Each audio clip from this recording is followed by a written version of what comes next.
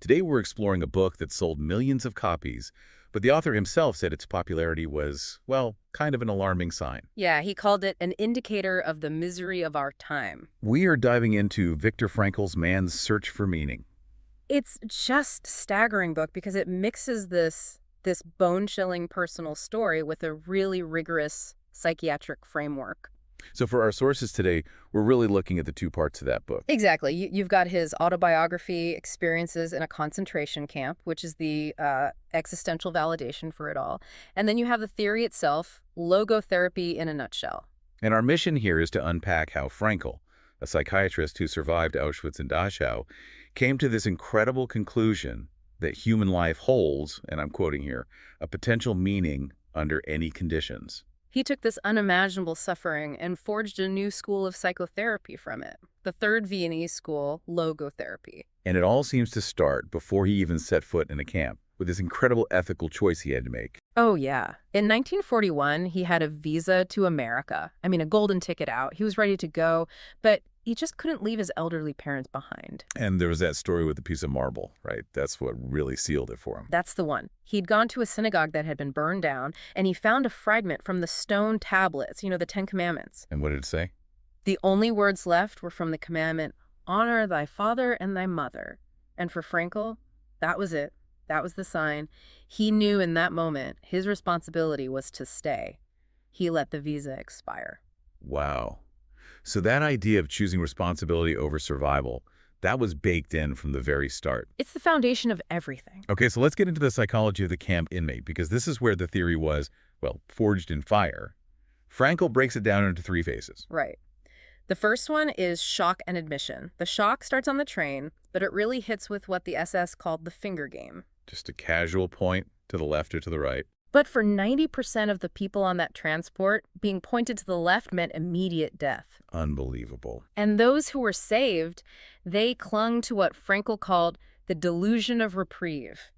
That maybe it won't be so bad. But that delusion gets shattered pretty quickly. Instantly. They're stripped, shaved, and just reduced to a number. Frankl became number 119,104, a total erasure of who he was. And the moment that really crystallized this for him, it involved his life's work, a scientific manuscript he was trying to save. His entire life's work, yeah. He tried to hide it, and he begged an older inmate to help him, and the inmate's response was just brutal. What did he say? Shit. Just that one word. Frankl said that was the culminating point of the first phase. In that moment, he realized his entire former life, his career, his identity, it was all gone. He had to psychologically just strike it all out. And that leads into the second phase, right? Apathy, which seems like the opposite of what you'd want to do to survive. It does, but he explains it as a necessary defense, a kind of emotional armor. To blunt the constant horror. Exactly, because if you didn't, you'd go insane. He talks about seeing a man's gangrenous toes or watching people trade a dead man's shoes for a crust of bread and just feeling nothing. And their mental life just shrinks. Completely regresses. Their dreams weren't about freedom or even their loved ones. They were about cake and bread and warm soup. The terrifying endpoint of this apathy was what they called the Muslim. Yes, the Muslim. That was the prisoner who had given up, who had lost that will to live. It was a terrible sign. Once someone became a Muslim, they were usually dead within days. Their inner why was gone. But this is the crucial point, right? This is where Frankl's insight is so revolutionary. He says, even in all that, there was one last freedom left. The last of the human freedoms. The ability to choose one's attitude in a given set of circumstances. He loved to quote Nietzsche, "He who has a why to live can bear with almost anyhow." So even when a guard is beating him, treating him like an animal. He realized in that moment that guard could control his body, but he could not touch Frankl's inner choice, his spiritual freedom. And with nothing left on the outside, the inner life, the spiritual life, it just becomes incredibly intense. Overwhelmingly so. He talks about these long, freezing marches, and he just sneak into his mind having these vivid conversations with his wife. Not even knowing if she's alive or dead. It didn't even matter. The love itself was so real, so powerful. It transcended her physical existence. And then there were these moments of beauty. Beauty. In a concentration camp. Yeah. A sunset reflecting in the muddy puddles of the camp square, the sight of the mountains in the distance. And he had this thought, how beautiful the world could be. And that idea that you can find meaning even through suffering, That's the launch pad for logotherapy. That's the whole thing. So let's talk about the theory itself. You have the big three from Vienna, Freud, Adler, and then Frankl. How is he so different? Well, to put it simply, Freud looked at the past and the will to pleasure. Adler looked at the present and the will to power. But Frankl looked to the future. For him, the primary human drive is the will to meaning. It's our deep need to find and fulfill a purpose greater than ourselves. So what happens in our modern world where a lot of the traditional sources of meaning like religion or community are fading? What happens when that will is frustrated? He called that existential frustration, and it can lead to what he termed neugenic neuroses. Which means? It means a neurosis that doesn't come from a psychological conflict like with Freud, but from the spiritual dimension, from a failure to find meaning. And a lot of traditional therapy might completely miss that. And he saw this as a huge problem in the 20th century. He called it the existential vacuum. A massive phenomenon, this feeling of inner emptiness, of profound boredom. He argued it's because we've lost two things that used to guide us: our animal instincts and our traditions. So with nothing telling us what to do. We either fall into conformism, we just do what everyone else is doing, or totalitarianism, we let someone else tell us what to do. Anything to fill that vacuum. But Frankl's solution isn't to just relax and find a tensionless state. In fact, it's the opposite. Exactly. Mental health requires tension. He called it new dynamics. It's that healthy striving, that gap between what you are and what you ought to become. I love that analogy you used about the arch. It's brilliant. If you have a crumbling stone arch, you don't take the load off it to fix it. You increase the load. That tension is what forces the parts to join together more strongly. That's what a potential meaning does for a person.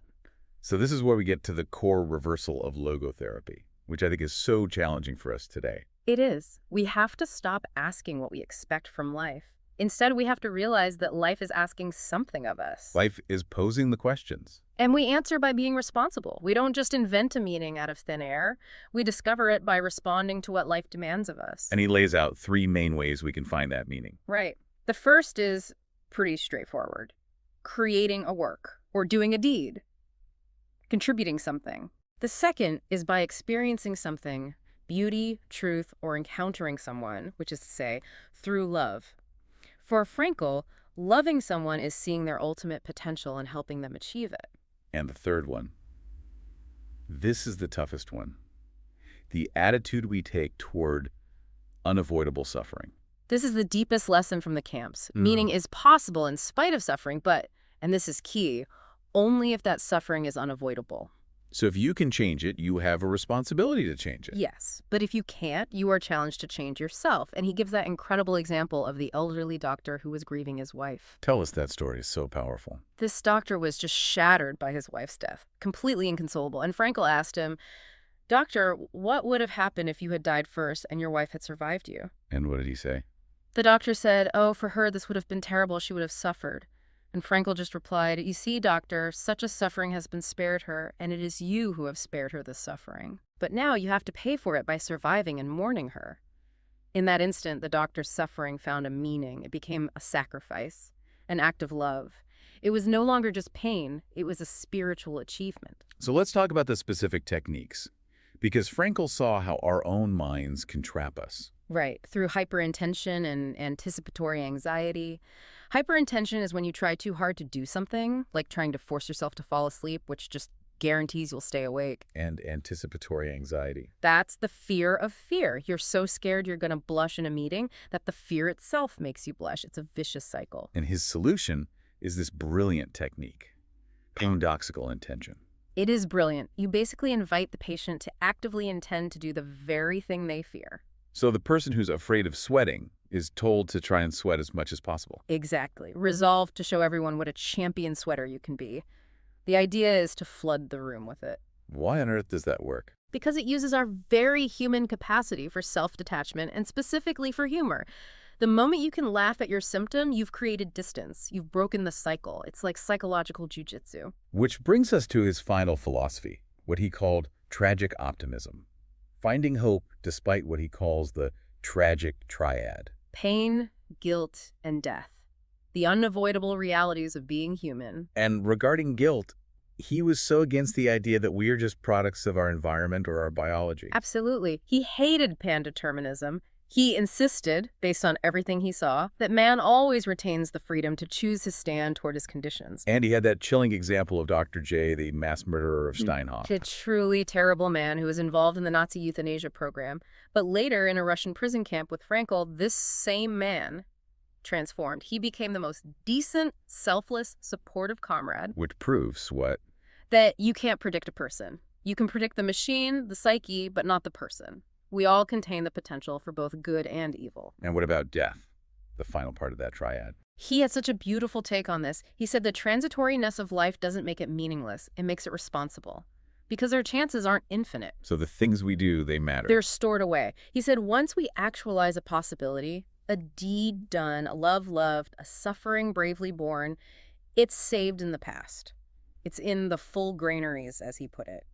He even said the old should be envied not for their future possibilities, but for their past realities. That is a complete reframing of how we see aging. It brings us to his ultimate credo about what a human being is. It's so powerful. He says man is the being who invented the gas chambers of Auschwitz, but man is also that being who entered these gas chambers upright, with the Lord's Prayer or the Shema Yisrael on his lips. So we are defined by that choice, the space between the stimulus and the response. That is our ultimate freedom. So if we could leave our listeners with one final provocative thought from all this, it would have to be his idea for a new statue. Right. He said the Statue of Liberty on the East Coast is wonderful, but it should be supplemented by a Statue of Responsibility on the West Coast. Because freedom is only half the story. It's the negative aspect. The positive aspect of freedom is responsibleness. It's recognizing that life is always asking something of you, and the meaning of your existence is found in how you choose to answer.